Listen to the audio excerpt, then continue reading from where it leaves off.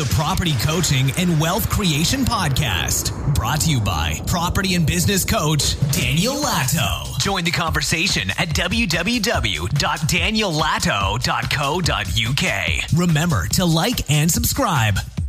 Hi, and welcome to the Property Coaching and Wealth Creation Podcast. My name is Dan Latto, and in this podcast, we've got a Facebook Live. So I did a Facebook Live in the last couple of days, and of course, not everybody can watch the Facebook Lives, but the information in those Facebook Live events are really important. So I wanted to share them, and I wanted to get them down as a podcast. And so here is that Facebook Live. Speak soon.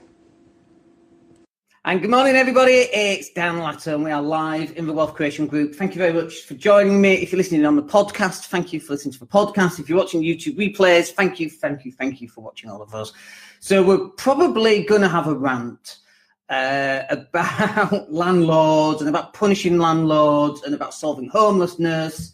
And it basically came from a post yesterday that I saw somebody had shared, and it just beggars belief that people think this is a good idea.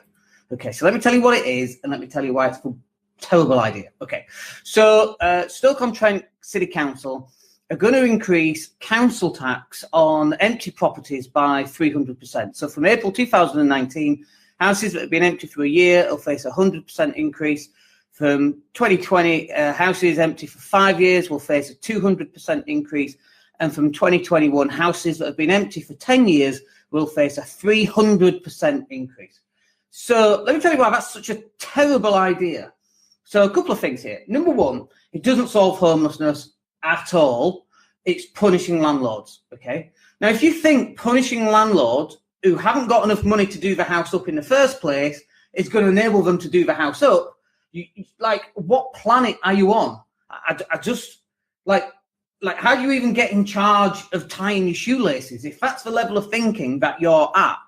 This is what I don't understand. This is like, I wake up in the morning and I go to the Guardian, terrible newspaper, and I look at what's going on in the world. And Theresa May is killing yet more disabled people by, taking more money off them, or, they're in hospital and they can't get to the appointment, so they get, what's the word, where they take the money off them. I mean, crazy stuff, right? Somebody's dad died, and because they couldn't get to their social worker's appointment on time because they were at a funeral, they got money taken off them. It's like, it just beggars belief. Where does this idea come from? I just, as a human being, a kind human being who wants to help other people, I cannot get into my head how people can be so heartless. And so on this one, the council said that it will solve homelessness issues. So let's just work this through. Like, let's pretend I'm a 5-year-old and you go explain this to me like I'm 5, right? So let's say we've got a landlord, okay, and that landlord has hang on a second, where are we? That landlord has a property, okay. Good morning, guys. Thank you for joining me. Callum's saying it'll force them to sell.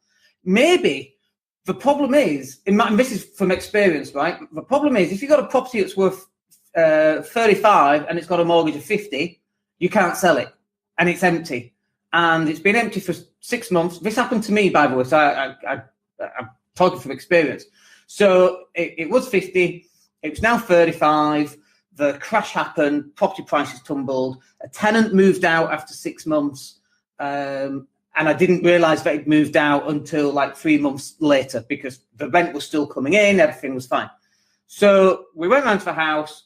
Literally, the house was trashed. The boiler was taken, all the pipes were taken, the wiring was taken.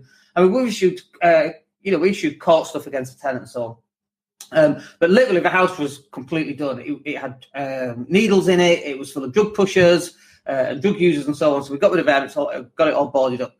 And then it took us 6 months to go and get that property back up to scratch. Luckily, this was going back 2007, 2008. So it was going back 10 years. Do you know what I mean? So luckily, we had money coming in from the other properties that could help us cover that. But what if we didn't?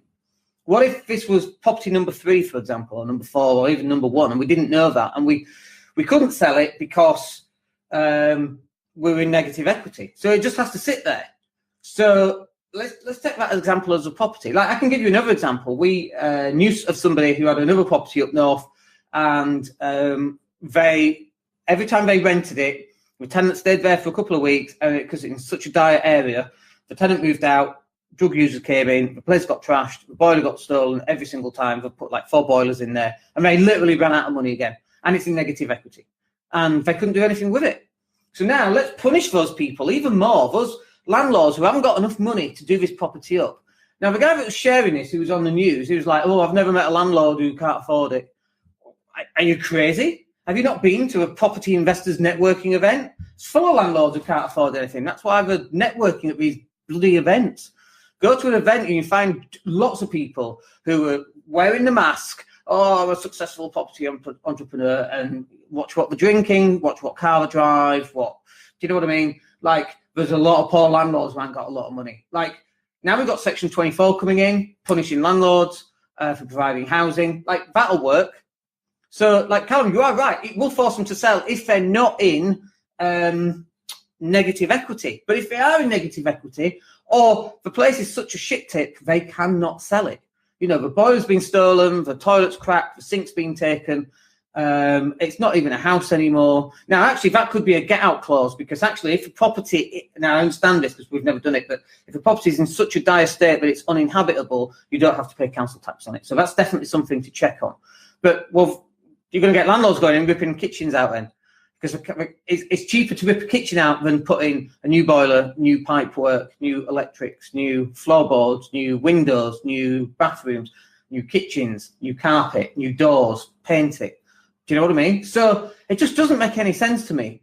So, but I fail to understand how this is even going to help homelessness. Like, a few landlords will go, oh gosh, this is painful. I better bring this property up to scratch just to try and get it rented. Like, I get that. A percentage of people. Now, they give me some numbers. Let me just go back to the article. It was saying, I think it's actually in the video, and I'm not going to play the video, but they were saying there's something like 1,300 empty homes in Stoke-on-Trent. Right. Now, that's a lot of empty homes, and I 100% agree, not 300% charge, but 100% agree that something needs to be done with those. So how about we actually solve the goddamn problem? How about that?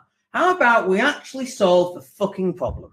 It's not rocket science. Let's just solve the problem. The problem in solving the problem is it's unpopular, because you have to help landlords bring the property back into usability, and that's very unpopular. Nobody wants to help landlords. Landlords are scum, evil, scum of the earth.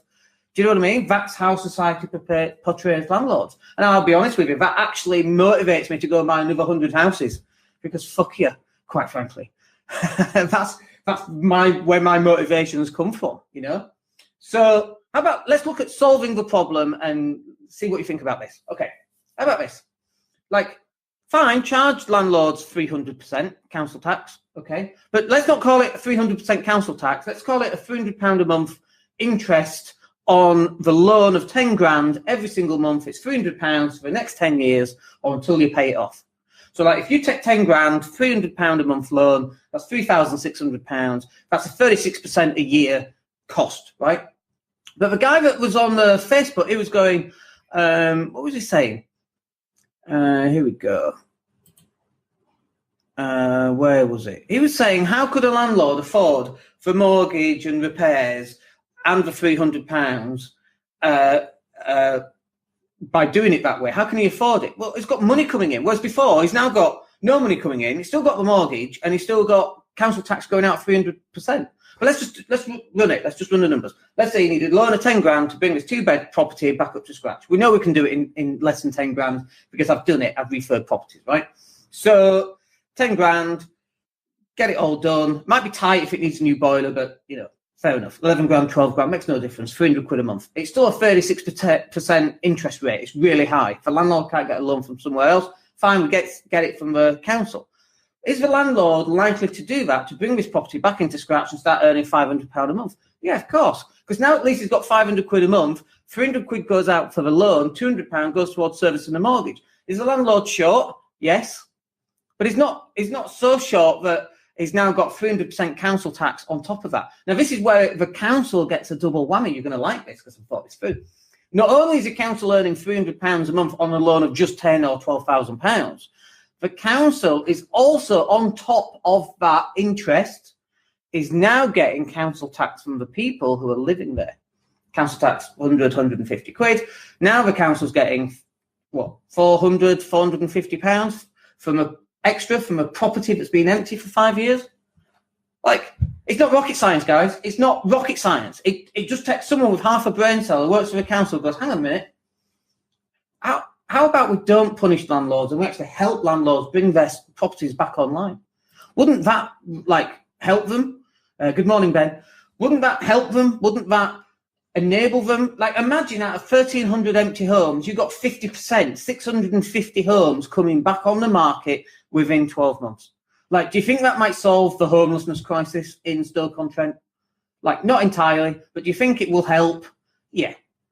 Or do you think just charging landlords, let's think about this, that 300% in council tax, that additional increase, where does that money go?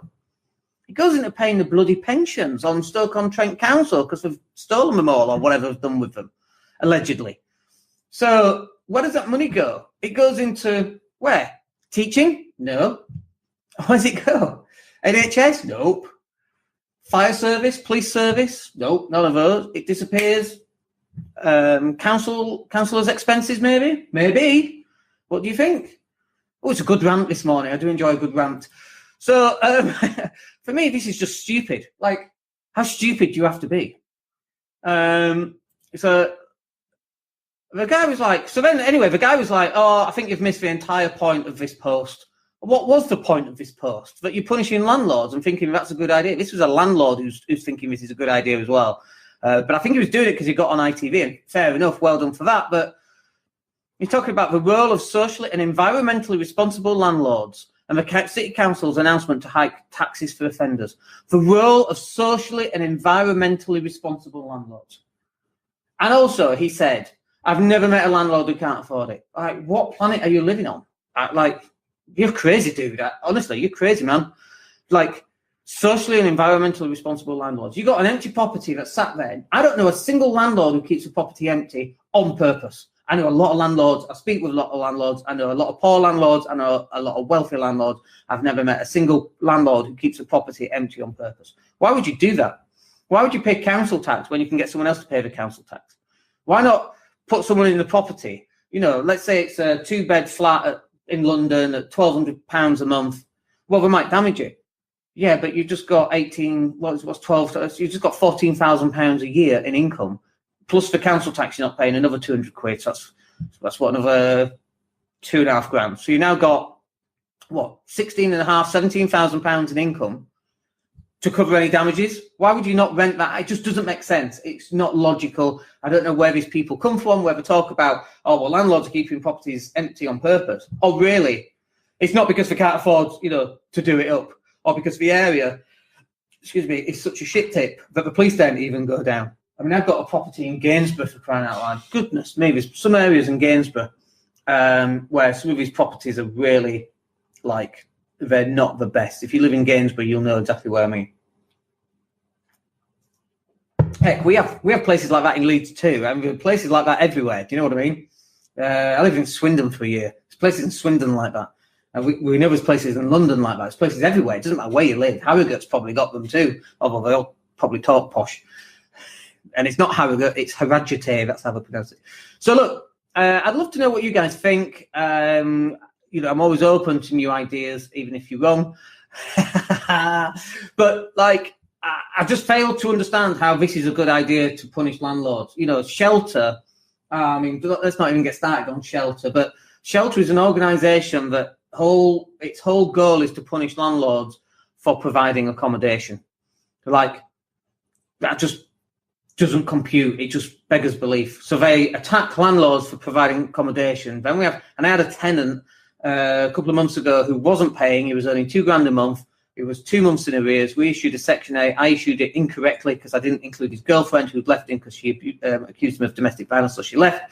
But on the Section 8 eviction notice, I just named him and not her because she'd already left. That was a technical infraction. and got it wrong, shouldn't have done that. Shelter turned up, they protected him, and then he got thrown out of court. So I wasted £400, couple of 6 weeks to get to court. The guy's still not paying. He's now up to 3.5 months in arrears. Shelter turn up. Knowingly he's not paying. Knowingly he's earning £2,000 a month, and gets it thrown out of court. So now Shelter, who provides no homes for anybody, has now protected a guy who can afford to pay his rent but decides not to stay in that property longer, thus not allowing the landlord, who's environmentally and socially responsible, to rent it to someone who can pay, who wants to pay. Now, it doesn't make sense to me. Shelter's a scam. There's no question. In fact, have you seen how much the CEO earns? But why would you go out of your way to punish landlords? And I get, by the way, let me finish that sentence. Why would you go out of your way to punish landlords who are providing accommodation? I don't understand that, right? It's like biting the hand that feeds you. But why would you go and do that? It makes no sense to me. There are bad landlords out there, There are bad police officers out there. There are bad doctors out there. There are bad teachers out there. Just look in the news, it doesn't take you long to find them. But bad people everywhere, right? Just because they're a landlord doesn't mean they're especially bad. It's just that's their route to wealth, as is a police officers or teachers, right? So I get that you have to cover people. But then we're on about creating these licensings. I had a license. Let me tell you what Leeds City Council said. It was a license for a house I own in East End Park in Leeds. And I said that the lady who lives there, it was £550 for a license that lasts 5 years, right? And I said, the lady who lives there, I'm going to have to put the rent up £50 to cover the cost of the license. And he was like, yeah, that's fine. I'm like, but she won't be able to continue to live there. And this is what he said to me, and I wish I recorded it. This is what he said. He said, yeah, but we don't want those type of people in that area. Single mum, 2 kids. We don't want those type of people in that area.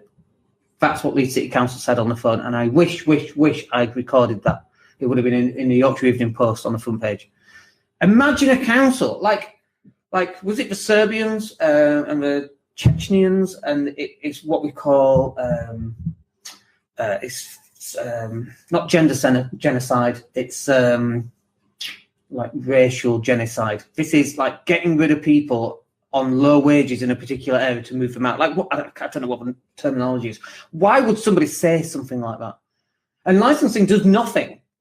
Licensing does nothing other than generate some cash for the council, which then goes and pays for expenses. It just makes no sense. Do you know what I mean? But these are the people that are in charge.